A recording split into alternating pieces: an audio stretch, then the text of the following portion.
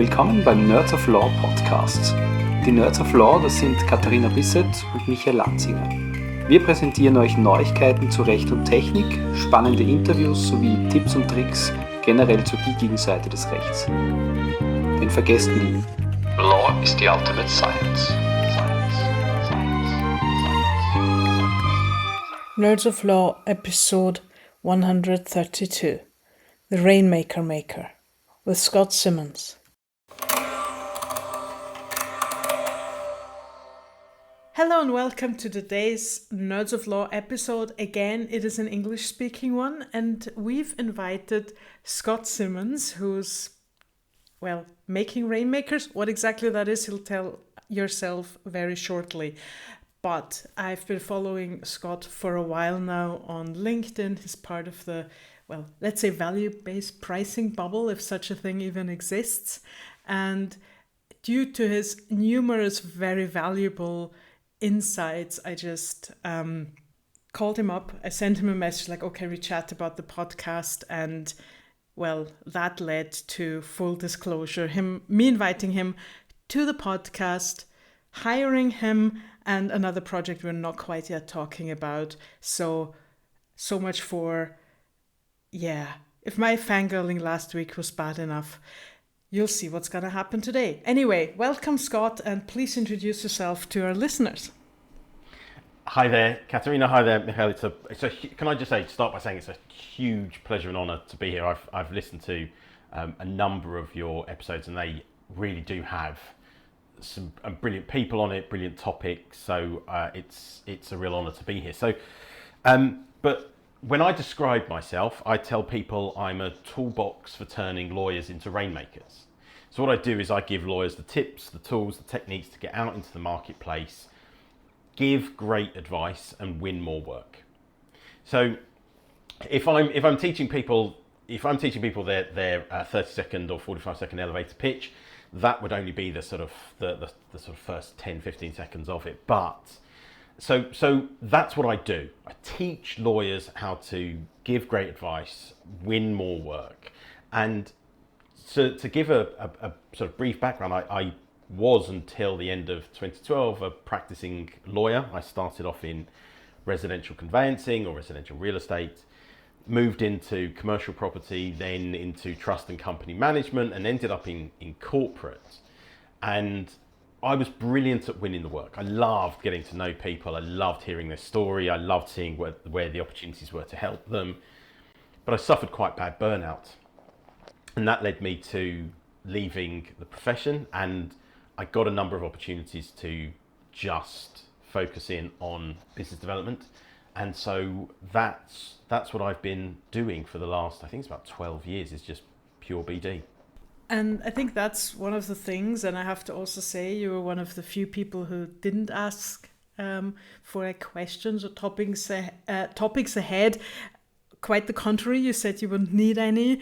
So I'm going to start off saying with something that I probably haven't said before, is that today I'm not aiming to, at least, can't promise that I'm not going to happen, but I'm not aiming to talk to you about killing the billable hour and about value-based pricing, because I don't want to quite bore our listeners for having like 50,000, what feels like 50,000 episodes of that. And we're both Ron Baker fangirls, and to follow that, but much more, I want to talk to you about the step back, about the bigger picture, and about the stuff that we've been discussing also in my workshops with you. So why don't we start off with explaining to people even what BD, what business development is, and what it differs from marketing, really? Yes. So that's a fantastic question, because it is one of the most misunderstood concepts that float around the legal profession. So the way I always describe it, and this came to me by an incredibly smart woman years ago, my wife, and she described the difference between marketing and business development as this. She said, marketing is drawing the horse to water, business development is making it drink.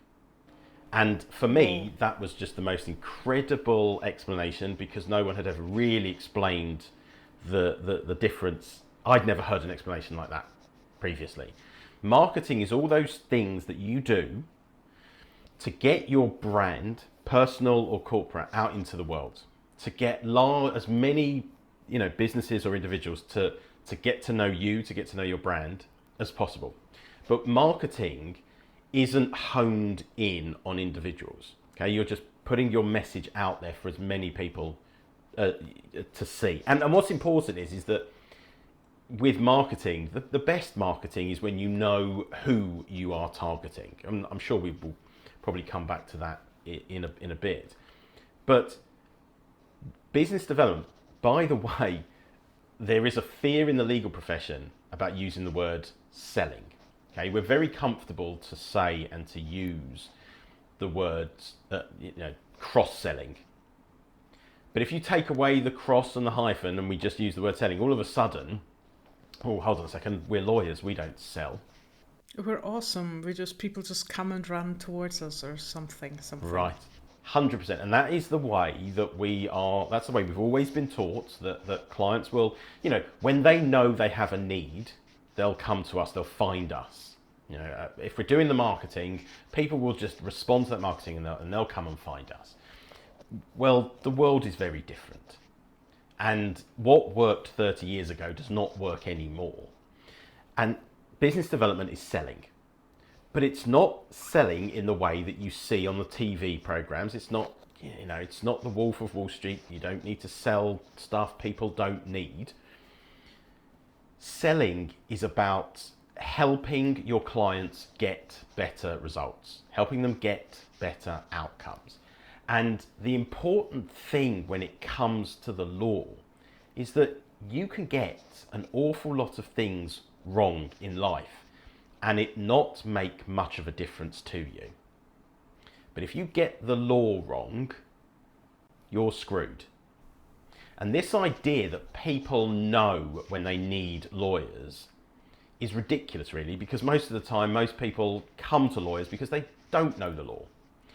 And so our job, if we truly believe that our job is to help people get better outcomes, is to let people know that they need to be getting the law right and what the law is and how it, importantly, by the way, how it impacts them. So that's the difference between marketing and business development. Well, my people get the law wrong. That's why they're imprisoned. well, and yes. I helped them to get it right. Yeah, that's one of the worst outcomes, really.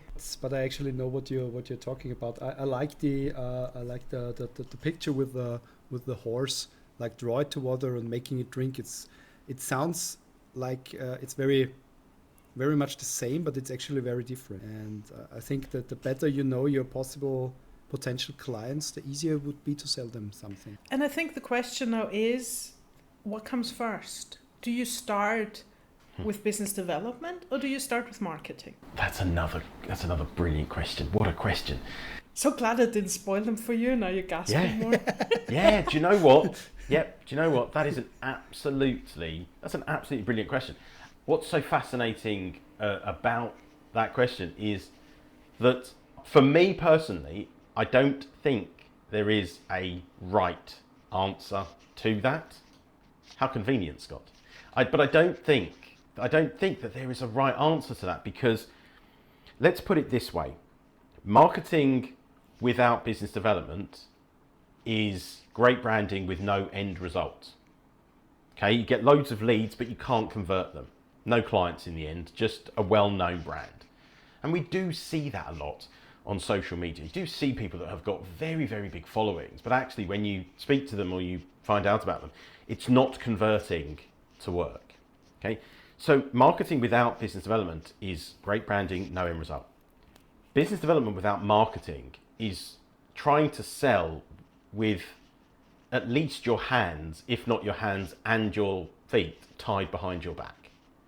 It's so much harder to sell if people don't know what it is that you are offering. And, the internet and social media, they have democratized marketing. They've made marketing pretty much free. You can build a brand now on social media without ever having to spend any money. We've never had that before. And to not use that, to not open yourself up to the opportunity that it has given lawyers, I think it's such a miss. It's such a swing and a miss, because it's right there for every one of us to take advantage of. So for me, even if you think you don't know how to do either of them, they are skills that you can learn. Just like none of us woke up one morning and were brilliant 20-year qualified equivalent lawyers. Hey, we had to work really, really super hard to get to that point. Well, the same thing happens with marketing, the same thing happens with business development. They are skills that you have to learn. And a lot of it comes down to our reluctance to do these, to learn these skills, comes down to the way that we are taught how to be lawyers. And we're taught simply to do the work that's put in front of us. No one tells us that law is a business. And just like any business, you need to make sales. And if you don't want to do the marketing, you're still going to have to make the sales. You're just going to have to find routes to do it that don't require you to do marketing. But if you can do the marketing, even if you're not great at it, if you can build a brand, if you can build awareness around what it is that you offer, it will make your selling, your business development activities so much easier. That is quite an impressive explanation as well, because for such a long time it seemed that there was so much like marketing in law, marketing, and that we've been, like both Michael and I have been swamped with service providers who want to tell us how to do marketing without actually knowing what we're doing. And to start off with that, and there's one thing that, well, there are actually multiple things I want to talk to you about that we are very scared of. That I was, and sometimes still am, a bit scared of, but I like to talk about the scary stuff. So, dim the lights, scary music on, dun, dun, dun, dun, dun. Good choice of music there. Right? I was just I just watched the Shark in Paris movie, which was just like one bad joke away from Sharknado, really. Anyway, there is a shark in Paris. Yes, a shark in the Seine. I don't remember what it was called. It was called Under Paris. I got through most of it, but I didn't watch the end. Why not? In fact, I did watch the end of Sharknado, which tells you something about. Yeah, but you should watch the end of. I think there are more Sharknados now that are currently Police Academy movies, which is not a very good world to live in, actually. That's fair point. So now we've set a very, very scary stage. And all of our listeners can imagine. Yeah. And you started your description about, how important the law is, and this is one of the things we really crap at. And not just selling ourselves, but really talking about why people need us. And I'm really, really bad at tooting my own horn, or however you want to call it. And this is like, if people don't know, well, I'm an attorney, people know what I do. So, what do I have to explain to them is much more the mindset. So really why should they pick me? What's my, everyone who's an attorney knows the law. And if you say you're specialized in something, people will assume that this field of law, your way around. For me, the scary bit, and I think for most of us, the scary bit is how to sell yourself and how to sell what you're really doing. So how do you approach, or how do you suggest to approach this problem? Okay. So where it starts, Katharina, is by understanding that the way that we're taught has created a mindset around any form of self-promotion, any form of selling, okay? The way we're taught, when we're taught the work's just going to come to us. It all lands on our desk. Well, we don't have to do any form of self-promotion, so we don't have to big ourselves up at all. Well, again, coming back to the fact that law is a business, in any other business, sales and marketing would be at the top of the agenda, whereas in law, it's down at the bottom. And so we have to overcome the mindset of it's not our job to promote ourselves. It's someone else's job to promote the business. It's someone else's job to promote how we get to clients and how we win the work. No. The person who's going to best promote you, Katharina, is you, Katharina. It's you, Michael. You're going to promote yourself much better than anyone else, and you're going to be the best person for it because you will feel it more passionately than anyone else. And that's just the starting point.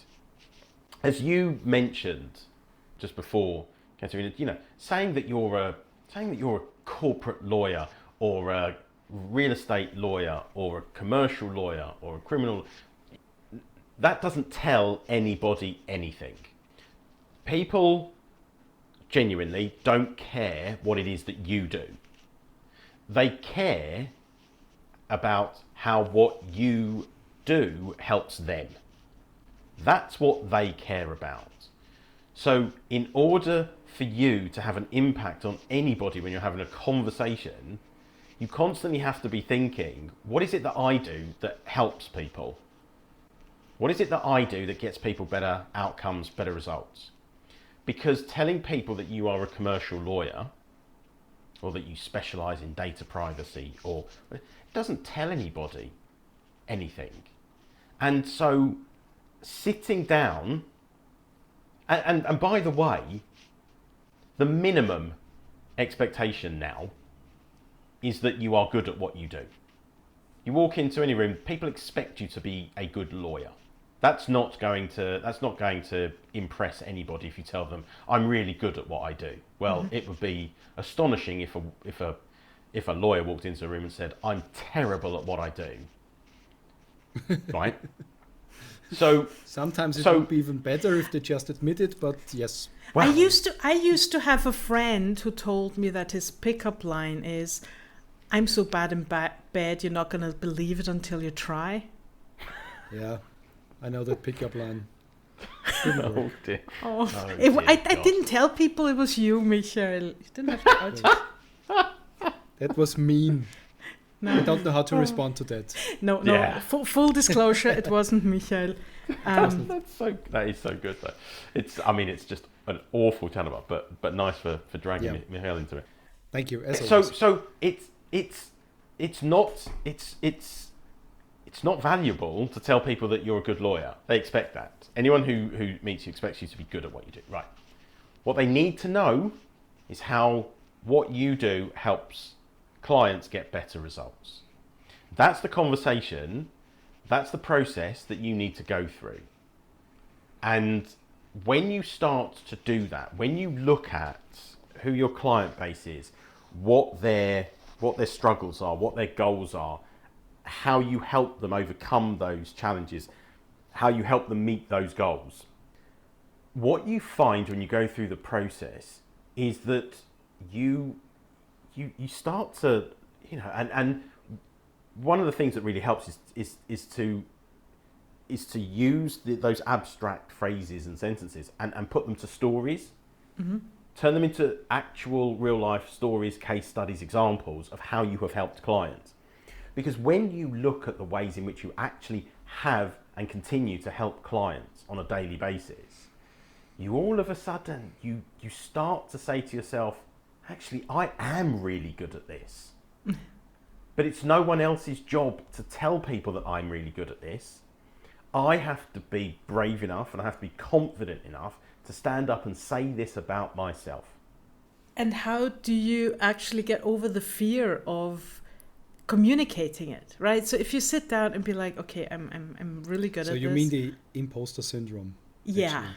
It's kind of what we all suffer. Yes, we're talking about a lot of scary stuff. So imposter syndrome. Yeah. So imposter syndrome. I think I once put it that way, that sometimes, you talk to people and you think like, oh God, everyone is so stupid. I cannot believe this, and still suffer under imposter syndrome. But it's easy in your little corner to say, okay, these are my skills. This is what I bring to the table. But then the next step is, how do you get over the fear of, or the hesitation of communicating it? How do you get over this? Okay, I've got a client. I'm sitting down with him. I got them as far as talking to me. How am I going to do this with a straight face, without blushing, running away scared? And no matter how confident you are in the courtroom, on a stage, whatever, this is where the cringe moment sometimes comes in. Right. Okay. So let's do it in two different spaces. Okay. So I'm going to start with a networking event, and then I'll start with when you're sat in front of a client or a prospective client. Okay. You go to a networking event. Michael, how many times have you heard someone say, "Hi there, I'm Scott and I'm an accountant," or "Hi there, I'm Scott and I'm a lawyer"? What you're going to find is that the standard response to "Hi, what's your name and what do you do?" is "Hi, I'm Scott and I'm an accountant," or "Hi, I'm Scott and I'm a lawyer." You might just say, "Hi, I'm Scott and I'm a commercial lawyer." Okay. They've heard that a million times before. People have heard that response a million times before, and it bores the living life out of them. Yeah, and they're all sitting there going. And I got yep. the perfect response, because I've done this thing before, actually. Go because on. It's very, very funny, because in networking events with lawyers, I always get all of the people on the table to listen to me in under 2 minutes, without making any bad jokes. Actually, I just say, "Hello, my name is Michael, and I'm into cybercrime," because cybercrime is a buzzword, and I'm very knowledgeable in this area of criminal law, and nobody has any idea what it is. So they listen to me, and I can tell my story. Right. And then I can tell him how I can benefit clients. Right. So now we're talking. Now we're talking about how you do it slightly differently. You go into that networking event and you go, everyone in this room is simply going to tell me what I can see from their badge. They're going to tell me that they are their name and they are their job, and maybe they'll tell me that they work at this place. Okay, that's the extent of it, because no one teaches us to do anything differently at networking events. So remember, you go into that networking event and you have two options. You can be one of the other 100 people that just do it the really boring way, that does not start a conversation, that does not impress anybody, that does not tell anybody anything. Or you can go different. And you can say something that people won't have heard before. And that might seem brave, it might seem confident, but actually you're changing up the conversation. You're creating the conversation starter. Mm-hmm. My entire legal career, I thought you just went into a networking room and just said, "Hi, I'm Scott, I'm a corporate lawyer." And you just see people's eyes slowly die at the thought of speaking to another corporate lawyer. But and then can you imagine what it was like when I left the law and became a BD consultant, trainer, and coach? Business development trainer, consultant, and coach. Firstly, consultant has lost all meaning. Consultant doesn't really mean anything anymore. But or some people are like, "Oh, whatever they're gonna try to talk at me about." Yeah. Another one. Yeah. So, it is. It's just another one, but that means nothing. But when I was going to these networking events, and actually, even when I was with family. So Scott, what is it you do? I'm a BD consultant, I'm a business development consultant. It really was like, do you remember in Friends with Chandler? No one ever knew what Chandler did. Yeah. Right. That's why I kept telling people what my husband does for a living, what Chandler does. Right. So that was my life, particularly when I came out of law. No one knew what I did, but I came home and I went through that process that I now teach my clients and what I teach in the training course. I went through that process of understanding what it was, not just that I did, but how I helped clients get better outcomes. And what I found was that there were certain key words and phrases that were coming up over and over again. You know, I would write this and I'd be writing it. It was an evolutionary process. It wasn't just one and done. I didn't put it all out there in one go. And in fact, the elevator pitch that I have now is different to what it was 2 years ago, which was different to what it was 2 years before that, which is different to what it was, and so on and so on and so on. But so it has evolved as I have evolved. But what I was doing was I was focused in on the outcomes that I was getting clients, because that's what people cared about. So then it helped me form my elevator pitch. Okay, and I have my, it's about 40 seconds, maybe 45 seconds. So I had that, but I didn't have my opener. I didn't have that thing that set people off to ask me, oh, so how do you go about doing that? And then one afternoon, I am abysmal at DIY. Okay, my wife does all of that. The horror stories, Katharina, we can talk about them when we next get together. But honestly, there are some horrors, and so I don't do it. My wife does it. One afternoon, she asked me to go and get some tools out of the tool shed. I was walking into the shed, picked out some of these tools, and as I opened up the toolbox, something just happened.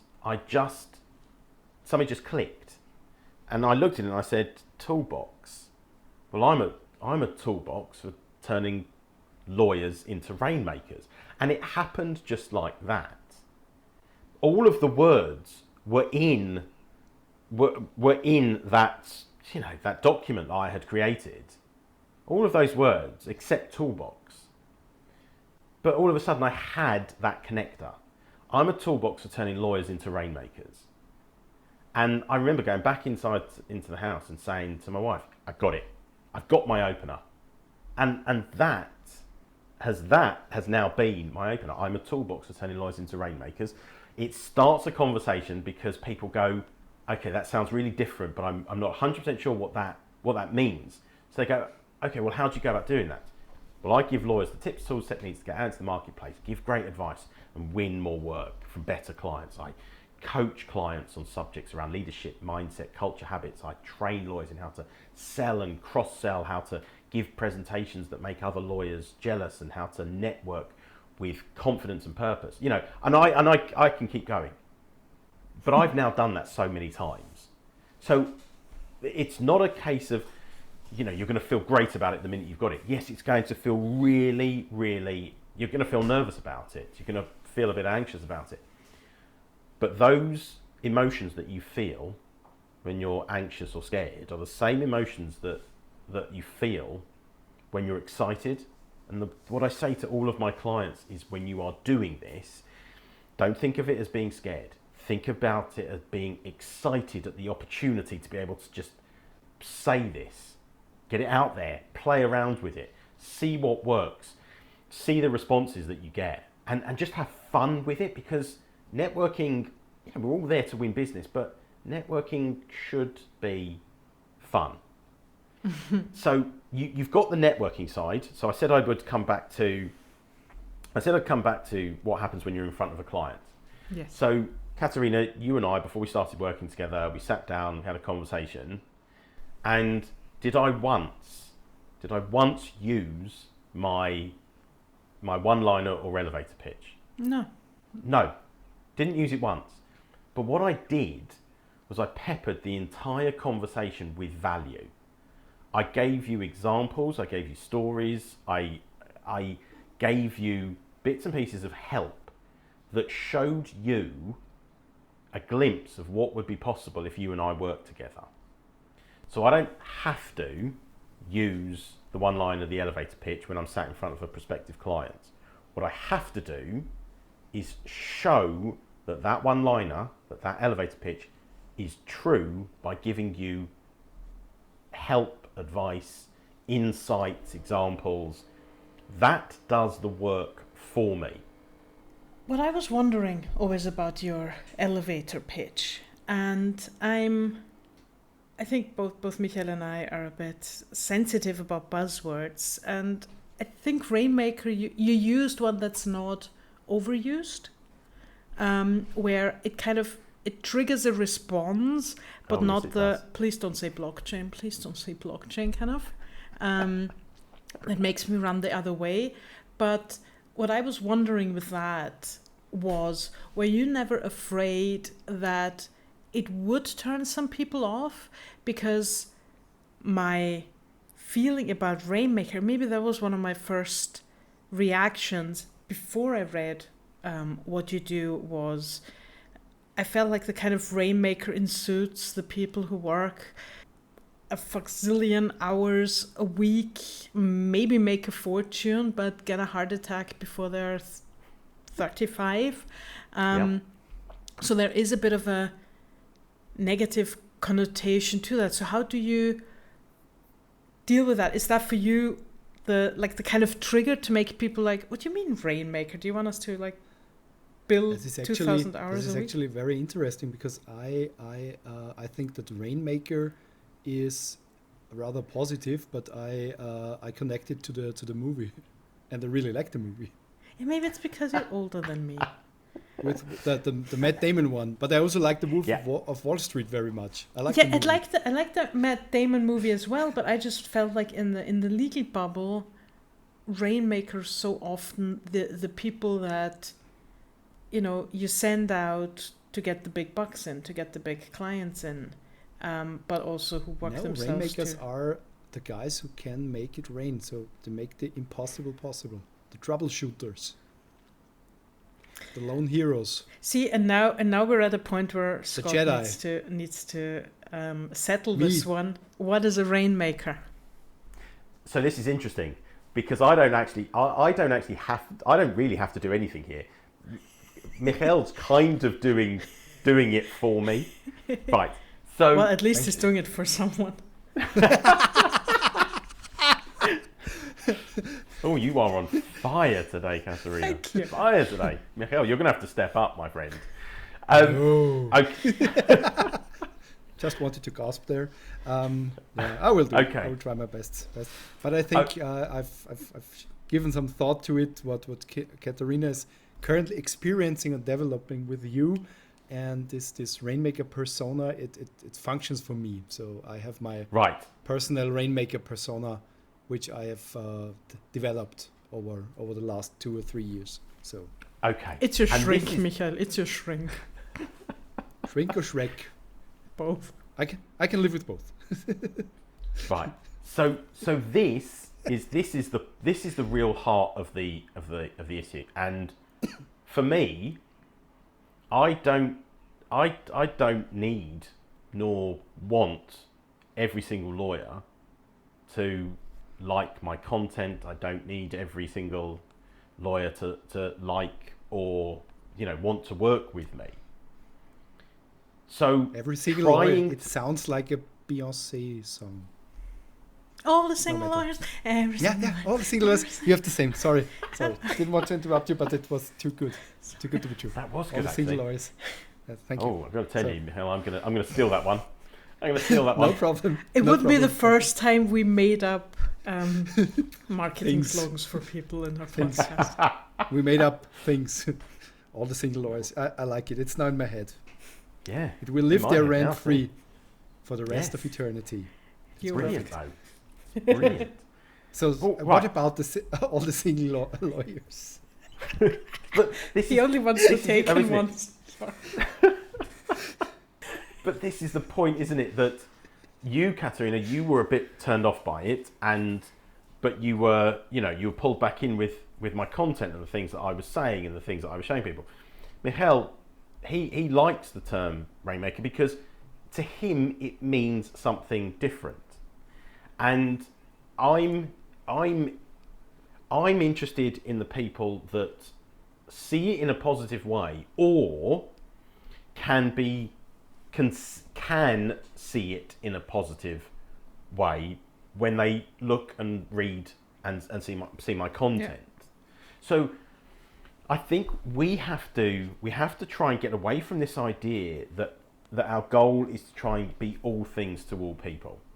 I know that I am, I'm not everybody's cup of tea, and I'm at an age now where I don't need to be, where I don't feel the need to be. Okay, so it's important to me that I try my hardest to make a difference for the legal profession. I'm in this to try and make a difference. We're coming into an age with artificial intelligence where things are changing, and they are going to continue to change at a really fast pace. We have an opportunity to take advantage of AI and get back to where we once were, which is go back to being trusted advisors, to being true trusted advisors. And you talk about the connotations around Rainmaker. Look how overused the phrase trusted advisor is. I see that on every single law firm website, and with tiny exceptions, I don't see any of them being true trusted advisors. So that reminds me or of trustworthy at all, or what do you want to say? It's like we're lawyers. No, we're not criminal attorneys here. Last year I did a workshop at a conference for like the next generation of attorneys, and I was talking about lawyers as business people. And one thing I was going through the audience, and I'd be like, everyone tell me, what does set you apart? Why should a client pick you and not the guy next to you, not the chick behind you?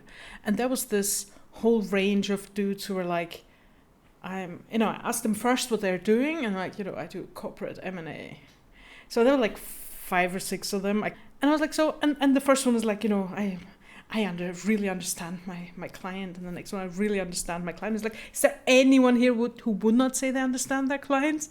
And, the guy next to you just said the very same thing. So, and it feels like we get these standard things drilled into our heads, and like the cringe factor, and I'm maybe sometimes a bit overly sensitive to that, and I think that's also why you did win me over, and why you convinced me that you could teach me, was because I'm such a horrible skeptic, and I'm like, yeah, sure, whatever.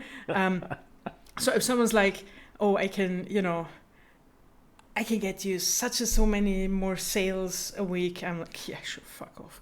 That would be my like automatic reaction in general. Right. So and I this, second that. It's true. She tells me a lot. Not to fuck off, but now we are rated actually. Not to fuck off. Sometimes she tells me to fuck off, but she often tells me that she told somebody to fuck off. Yeah, like cold calling or cold DMing me on LinkedIn is a slippery slope depending on. No, it's a cardinal sin for you. It's not a slippery slope. It's a cardinal sin. It will grant them. I think the best thing that could happen grant to them you, a place in your personal hell. Yeah. Where all the blockchain is. And this NFTs. Kind of hell. This is where NFTs go to die. Yeah, and I'm also very sensitive to bullshit bingo, as I call it. And this was a thing for me, and that's why I wanted to challenge it, because I find it so interesting, because at the very least it makes people stop. I once followed someone in marketing not very long, and I'm just going to mention it very quickly, and the tagline was, I help you get more billable hours, and I'm like, bye-bye. So, these things happen, and you said something that you don't want to be everything to everyone, which touches on the next thing I wanted to talk about, the next very, very scary thing. And this is something that actually the first couple of things Michael already taught me, but you're taking it to yet another new level, and is the focus, the narrowing the clients, the fear if I don't put general civil and business law on my website, that potential clients will just turn away and be like, oh no, she can't help me. So what? Maybe you should explain to our audience exactly what I'm talking about if they don't quite get it, and how to get over that fear. Okay, so what we're talking about here is that big scary word of niching, you know, that or should we say niching down, that scary phrase. And this is a subject that I have this conversation with clients very, very early on. And the minute they hear the word, you know, you should think about niching down. You should think about picking a specific target audience. And the minute I say that, you can see them sort of like clam up. You can see the toes curl, all of that. The idea that we would be cutting out so many people from a potential market. And I have the same conversation every single time. When you niche down, there's a few things that happen. Firstly, you pick a target audience, whatever it might be. And very often when I'm giving the example, I kind of go with marketing agencies. I don't know why I keep picking up. It's just easy. you decide you want to work with marketing agencies. In the UK alone, I ask clients if it is marketing agencies that they want to go after. I say to them, how many do you think there are? And normally most of them will say a few hundred, you know, maybe 1,000. And then we do, you know, I've done some research on it, but you can very, very quickly do the easiest bit of research on it. And in I think it's just England and Wales, the 26,000. Okay, it's 26,000. Now, Wow. let's assume you don't want the solopreneurs. Let's assume that you want to go somewhere in sort of like mid-size, that you've then worked out that maybe their turnover needs to be over 2 million, their, you know, staff numbers need to be this, they need to be doing this type of marketing work, whatever it is. And you narrow it down, and after you've gotten rid of the solopreneurs, which account for about, you know, sort of maybe 80-90% of that number, and you get rid of the massive, you know, the huge multi-million, multi-billion dollar, you know, or euro or pound companies, let's say you're left with 3,000-4,000 at the end of it. Maybe you're left with 1,000. If you're a small law firm that's just starting up, most of the time when I speak to clients, I say to them, well, how many do you need for it to make how many of those clients do you need to make a difference? And they'll say, well, at any one time we probably couldn't work with more than 10. And I say to them, right, so from a few thousand, you need 10. And what you're saying to me is that you don't believe you can get 10 from a few thousand. And when you actually open it up like that, you open the conversation up and you get a bit realistic about what the goal really is, people say, well, actually, no, I think I can get 10 from that number. Okay, fine. Then we have to overcome this constant problem of this scarcity mindset, which is, if I don't take on every single piece of work from every single client who comes my way, where might the next piece of work come from? Well, that thinking comes from a place of, I'm a lawyer, I don't sell, people will just find me. And when you work on that basis, you don't know day to day, week to week, whether somebody's going to call you or email you and ask for a meeting with you. Yeah. So when you don't know where the next opportunity's going to come from, you naturally start to think to yourself, right, I need to win every piece of work that comes my way because I don't know when the next person's going to call. So then, not only do you just accept anything, but you take it at any price. So now you're working with people you don't necessarily want to work with at a price you don't necessarily want to do it at. And you're doing it because you've got a scarcity mindset, and that comes back to not doing enough business development. And when you can break out of that, start doing business development consistently, what you discover is that there are opportunities everywhere. Just absolutely everywhere. But the thing about niching down is that when you pick a target audience, your messaging becomes the same. Over and over and over again, you can send out the same message. Okay? When your marketing becomes really clear because you know who you're targeting. When you speak to these companies, you know the stories to tell them because you're telling the same stories over and over and over again.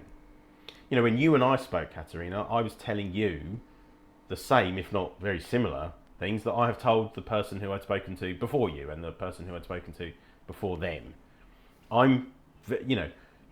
What I do is I ask questions to understand your particular set of circumstances, and then I can attach the right story, the right case study, the right bit of information to your specific set of circumstances. But I've done that so often that I know exactly which story to tell for your circumstances. Do you know why?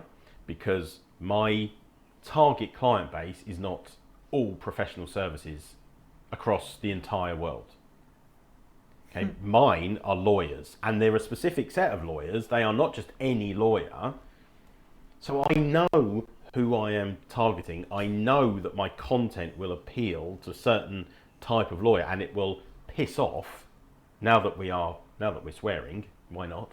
Yeah, Why not join R-rated, in? no problem. Just. Yep. Just. Well, I wasn't sure if we were doing R-rated today. No, it's no problem. So I decided to wait. Surprise. Yeah, no, just. But the messaging becomes really, really clear, and people who are reading my content, your content, who are reading your content, they know that you are speaking to them, and they know that you can help them. If you go too wide and you try to reach everybody, you end up reaching nobody, because nobody feels like you're speaking to them. They just think you're speaking really generally. Everybody wants to be spoken to when they're reading that content. They want to feel as though when you're writing, you are writing to them specifically. And if you go too broad, people will feel like, well, this might apply to me someday, but other times, oh, it doesn't apply to me, so you're going to drop off my radar eventually. When you're very clear about who it is that is your target, that target sees your content and they relate to your content, they like your content, they start reaching out.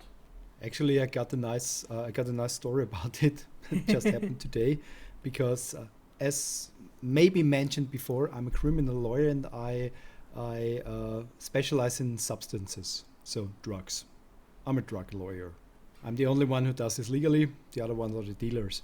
But today I had a phone call with a criminal police officer, and she told me, so on a side note, well, actually, I wanted to know who you are, so I looked at your website, and I think if somebody has to do something with drugs, he should really call you. So she kind of told me from a certain perspective, so okay, I'm doing the right thing in appealing to my client audience, to my potential client audience, and this is very important. I also do it when I have meetings and conferences with the people. I also try to a bit, not too much, but a bit to emulate their style of language, not like hip hop style, but like I use the words they are frequently using to describe certain things, because if I say like well, there's cannabis and things like that, they he knows his stuff, and they say, well, how do you get the weed? Then they this is my man. Well, right. So that's a great example, because when you understand who your target market is, you speak their language. You don't expect them to speak yours, which is a real problem in the legal profession, by the way. You use so much legal jargon that clients and potential clients don't understand. When we pick a target market, when we pick a target audience, we learn to speak their language. And that's hugely valuable because it resonates and it relates. The other point is that just because you pick a target market does not mean everybody else says, oh, well, if they are only talking to them, they can't possibly help me. I've never seen a case where just because, very often, by the way, when I post about lawyers, the number of direct messages that I get or comments on posts that will say, this relates to our industry as well. This relates to us as well. And then I'll get messages that say, hey, Scott, seeing your content, do you work with this industry as well? And some of my biggest clients are not law firms, by the way. Some of them are other professional services, and it has not stopped me from working with other professional services industries. What it has meant is that if I'm going to work with them, I need to make an assessment as to whether or not I believe I can add as much value to them as I do to my target market. But what it does mean is that when lawyers are looking for business development support, I show up. But one of the things that what was an issue for me, and I've always been, let's say, focused, not as niched as you're talking about, but I've never said I was going to do everything. There are things that are just some legal fields I'm just absolutely against doing. So I've already started at a place where I'm like, okay, I kind of need to get there, and because it's so much my hobby, it was easy for me to be nerdy, to do that kind of stuff. But turning that around into a focusing down the target client, I was kind of struggling with. Because, now if someone has like a, for example, privacy law issue of any company, I would not yet anyway, not until you're done with me probably, not turn that many away. But like what I was worried about was, in your example with the marketing agencies, like if I already had clients who were in the flower arranging industry, and if I now went out and be like, oh no, I'm an attorney for the marketing people, I'd be worried that I would, maybe lose a very valuable client in the flower arranging industry because they think like, oh, are they not helping me anymore? Right. So this then comes to a rather different conversation, which is, so far a lot of our conversation has been around winning new clients. But your easiest wins are your existing clients, are your current client base. Okay? Now, for Michael, the hope has to be that they don't keep coming back, that it really hopefully would be one and done. But realities are different. Actually, I have one-time clients. Yes, actually, when they come back, they tend to be then away for a longer time. Yes, right. Yeah. But but your existing client base are your easiest wins. So yes, you might have a few clients who are flower arrangers, and then you decide, okay, well, we're going to go, we've got a few clients who are marketing agencies, and actually we want to go big on marketing agencies. So all of our promotion, all of our marketing now is going to be focused on marketing agencies.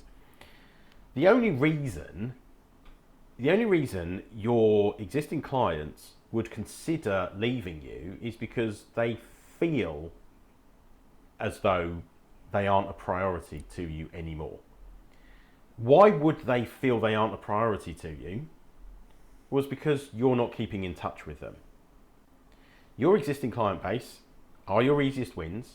Your success rate with existing clients is upwards of 60-70%, okay, for more work. Your win rate with new clients for prospects is somewhere between 5 and 20%. And 20%, you've got to be some kind of, selling genius, which us mere mortals can't guarantee. But, your existing client base in legal services will come back to you if you do a good job, if you look after them, if they feel as though you care about them. It is so simple, Katharina, to just pick up the phone to clients every few months and just check in. Say, hi, really value you as a client, wanted to check in, see how things are going. Everyone loves talking about themselves. You ask that kind of sort of open question and people are going to start talking. Somewhere in there are nuggets of information where you can help them in some way. Might be you, might be a colleague, might be a connection that you know that can help them. The more you can help them, the more they will feel valued by you as a client. Doesn't matter whether all of your promotional material says marketing agencies. If you look after your existing clients, won't matter who they are, they will stay. The reason a lot of clients leave is out of complacency. That feeling that you don't kind of care, that you're feeling like, well, they've been a client for years, so I don't need to make an effort with them. Clients feel that. And when somebody does come along and make an effort and make them feel wanted, that's when you lose clients. So you're not going to lose them if you suddenly post, hey, I'm an attorney for marketing agencies. That's not going to be the reason why the flower arrangers are going to run away. No, they're going to run away because you stopped calling them and somebody else made the effort to call. But that is, that for many people is a scary thing. And, breaking it down with numbers and all that stuff really does help getting back to look, what are we really doing? And I'm always amazed also from like a practical standpoint. I spend so much time keeping on top of all the legal changes that are happening in those few legal fields I'm doing. I'm just amazed why anyone would say I do everything. Coincidentally, no one of them would touch anything I'm doing, but that's a different story. So we've talked about quite a few scary things, and what I wanted to know is, and I've read that in your newsletter a few times, is what are the most efficient things you can do to get rid of a client? To get rid of a client? Yeah. We keep talking about how to get clients, but like, what are the things you said, not to call them, not making an effort? So what are the things that you see most often that people do that very efficiently loses them a client? Right. Okay. So losing them as opposed to actively sacking them is how I refer to them. So we're talking about losing the client, not actively sacking them. Yes. Okay. So we've just talked about complacency. Okay. That feeling of, they've been a client for years, they know me, they like me, they'll find me when they need something. Okay. That's any other lawyer that comes along and starts making an effort and teaches them something new, they're going to win that. They're going to be they've got a pretty good chance of winning that client, because that client's going to think, well, why didn't my lawyer make the effort to tell me this? Why is somebody I'm just getting to know now, why are they telling me something that I didn't previously know from my own life? Then you've got that sort of apathy. Well, I just don't care anymore. I've been, I'm practically at retirement. So really and truly, whatever happens, I'm not that fussed. Okay, that is a surefire way, and you don't realise it how quickly you can lose a client that way, because you might be thinking, well, I'm 3 years from retirement, so I just don't care anymore. You can lose a lot of clients very quickly to the point where you go, actually, hold on a second, I should have rethought this attitude, because now I'm really struggling for work. Then you've got resentment. We're not quite there yet. And I don't think a lot of our listeners so you probably don't have to, but you might be, do you know what, Katharina, you might be apathetic about your entire career. I'm saying yours as in the royal your, as opposed to you specifically, but it might be that a lawyer is just apathetic about their entire career, and so just doesn't bother anymore. But then you've got resentment. You've actually got a situation where your client, you've got a client who loves to negotiate on fees, who loves to test you on fees, and resents the fact that you either don't, that you keep coming down, because what does that say about the price you gave them? And actually thinks, they don't work that hard for me. I feel like I'm not an important client. Mm-hmm. On the other side, you've got the lawyer going, God, every single time I give them a quote, they negotiate down with me. And I can't bear it, because it just means that they're going to be a pain going along this whole thing. So you've got resentment. Then you've got, you've got someone new coming into the frame of a client company. So it might be a Some kind of, it might be a new CEO, a new CFO, new GC. Yeah. They come in and they have advisors that they've worked with in the past. That's a real danger for lawyers, because if you don't do something, and you don't do something to show them that you care about them and you want to keep working with them, you're in a real risk of losing them as a client. And then the last one is long-term unaddressed needs, or systemic challenges is what it's known as. That one is, and this goes back to when you're calling clients. The client has told you year after year after year, we're having these problems, and you go, well, it's not law, so I'm not going to worry about it, or it's not my area of law, and we don't do that, and I'm certainly not going to hand them off to somebody else, so I will just ignore that, and they can go and find someone else if they want. And then somebody else comes along and says, actually, we can help you with that, and we can help you with that, and we can do these other things as well. And the client thinks, well, hold on a second, yeah, they've helped me with that, and they can do what my current lawyer's doing, but I can bring everything to them, and they'll actually look after me. And interestingly, that long-term problem we have had, which isn't legal related, is being solved for me by another law firm. So I'm going to go with them, because they've done the work. They've done the work to help.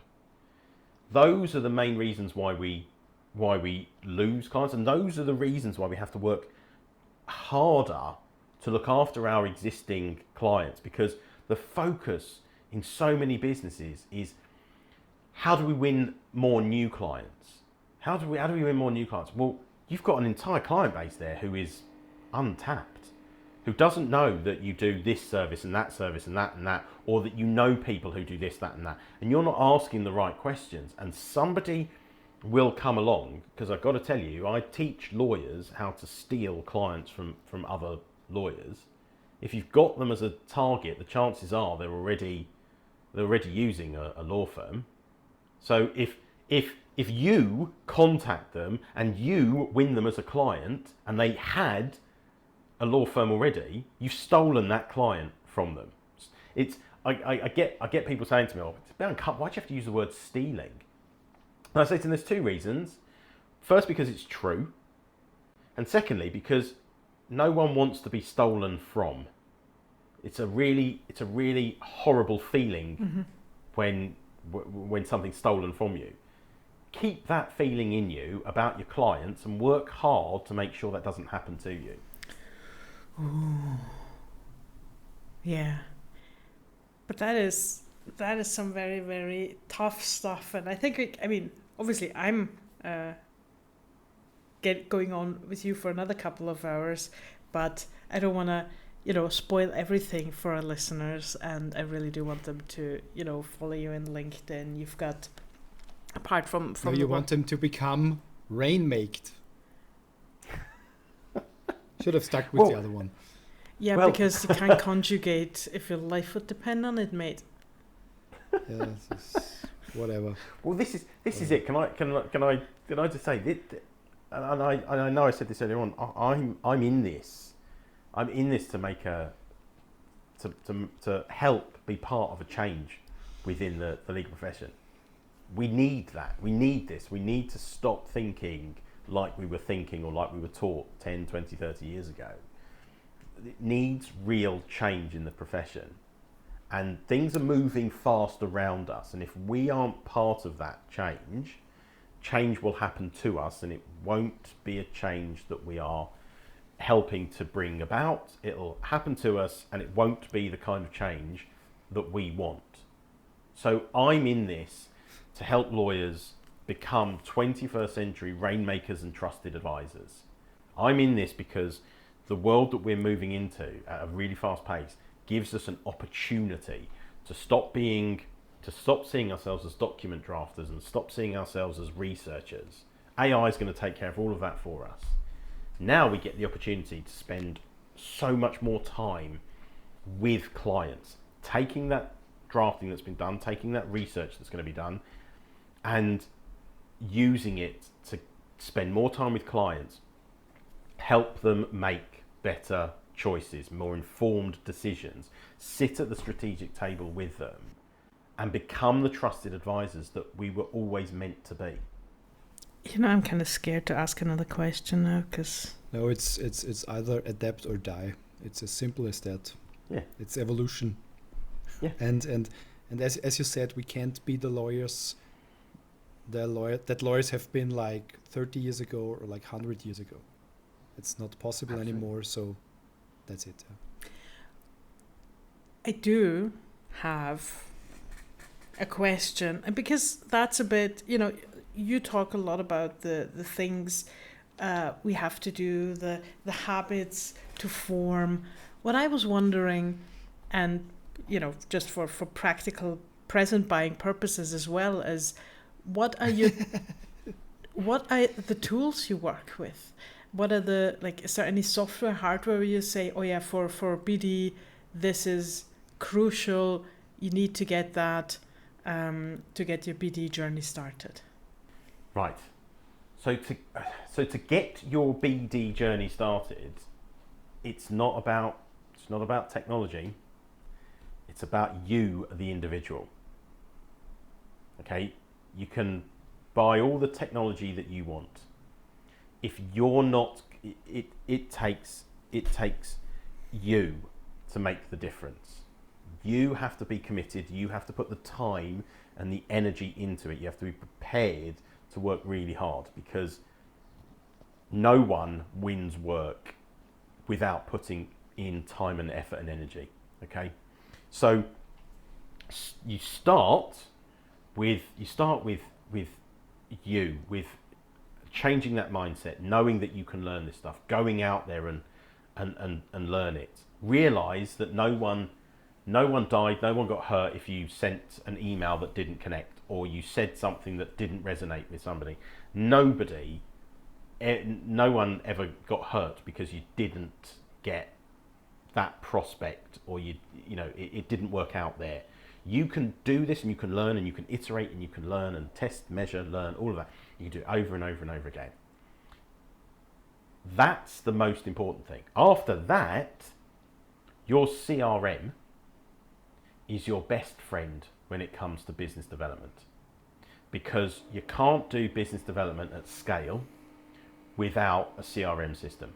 Because without CRM system, you've just got a list of names on a spreadsheet, and you've got dates, and you've got things that were said, promises that were made, follow-ups, all of that sort of thing, and you've got it in a spreadsheet.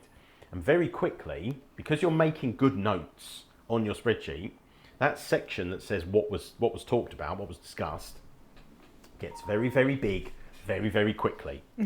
And so then you're kind of going down the list every so often. Who have I spoken to? When was the last time I spoke to them? All of this, okay, and you're struggling really to do it with any decent level, with any impact whatsoever. Your CRM automates so much. Everything from your marketing automation, from sort of like your email campaigns, right, fine, but it'll tell you exactly where each prospect is in their buying journey. Mm-hmm. So whether you've just had an initial conversation, whether you're in negotiation, whether they are warm, whether they're hot, whether it's won, whether it's lost, you can break these things down. You can see exactly where all of them are really quickly. You can also set reminders and tasks to remind you to do the follow-up. Well, I said I was going to send him something in 2 weeks. It's come up on my CRM that it's got to be done, so I'm going to now send it today. Mm-hmm. It'll tell you, so much data. But most importantly, you can find all of this data in about 10 seconds. Whereas on that spreadsheet, you are going backwards and forwards, you're flicking past, whatever you're doing, it just becomes so difficult to manage on a spreadsheet. So your CRM, more than any other, and there's so much good technology out there. I mean, we use ChatGPT on a daily basis for so much to do with our marketing and our BD. We've just found it absolutely to be incredible. But we had to work really, really hard to learn how to use it properly and effectively to get better outcomes from it. But it's ultimately what it comes down to is you, the individual, because there's no way of building a trusted relationship with somebody without using that human input. That was an incredibly long way of calling Michael a tool. Thank you. I'm a tool now. I did realize something though, and I've got a theory on my previous question. I think BD comes first. Go on. Because of the niching. Because of once you know who your client is, otherwise you'll just shout into the ether. Yeah. But it's so yes, if that's the route that you're going to go down, and you know from working with me that that's the route I always tell people to go down, and you know there's different ways of niching down, but yes, if funny enough, your marketing strategy is a part of your BD strategy. So within the BD strategy document that we use with clients, there is a section on marketing, because once you know who your target market is, then you're going to know who you're going to be marketing to. So yes, do you know what? You're absolutely right. BD probably does come first. In the realms of the legal profession, though, having that kind of conversation with people whereby we talk like that so that you know what your BD strategy really is, that's the kind of scary bit, which is why for me, getting people into the habit of doing business development is far more important than having a very good strategy in place. We don't work on a strategy with my clients. We don't work on a strategy for ages, because what's the point if you're not going to go out there and do it? If you're not going to go out there and actually execute it, then all we've got is a really, really great looking document that just sits there doing nothing.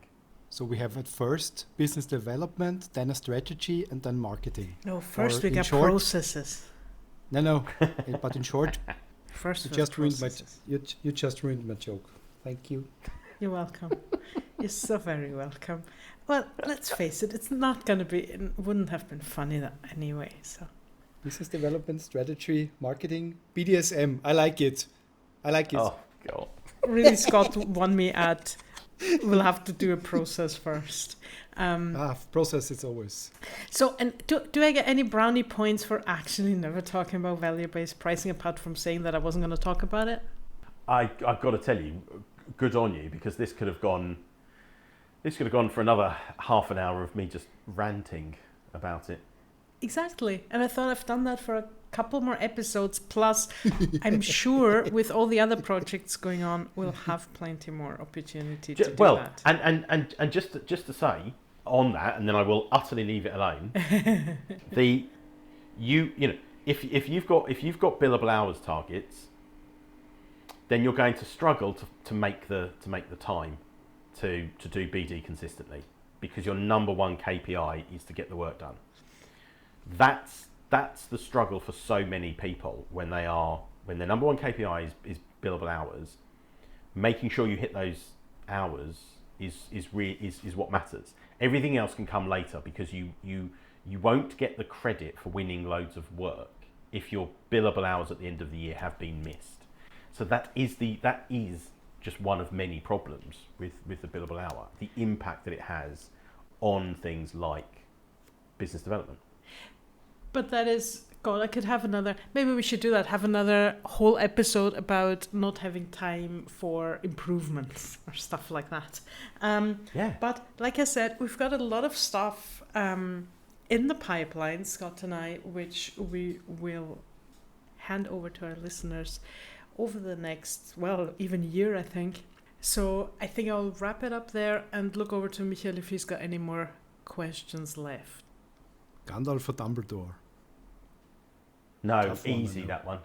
No. Okay. It's not. It's. I feel bad for my children, but it's Gandalf every time. I love Lord of the Rings. I'm not that fussed about Harry Potter. It's okay, I still like you. You've got other skills.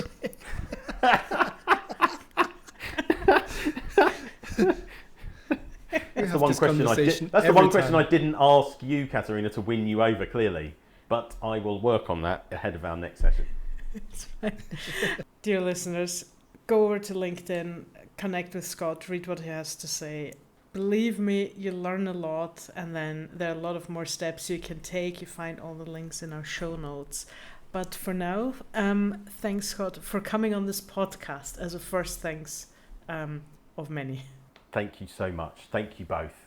It was very nice, and thank you that you actually learn, Katharina, what I keep telling her some years now.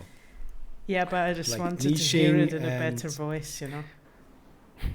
Can't argue with that, actually. No, that's right, yeah. Dear listener. Okay, let's wrap it up. Hear you next time. Bye. Danke, dass ihr beim Nerds of Law Podcast zugehört habt.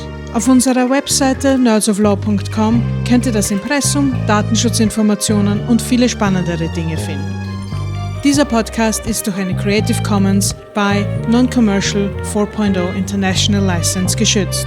Das bedeutet, ihr dürft den Podcast kopieren, mit Freunden teilen, mit der Information, wo der Podcast herkommt und ihn nicht für kommerzielle Zwecke verwenden. Das Urheberrecht für die Musik liegt bei Mick Bourday. Ihr findet seine Webseite unter mickbourday.com. Live long and prosper. Eure Nerds of Law.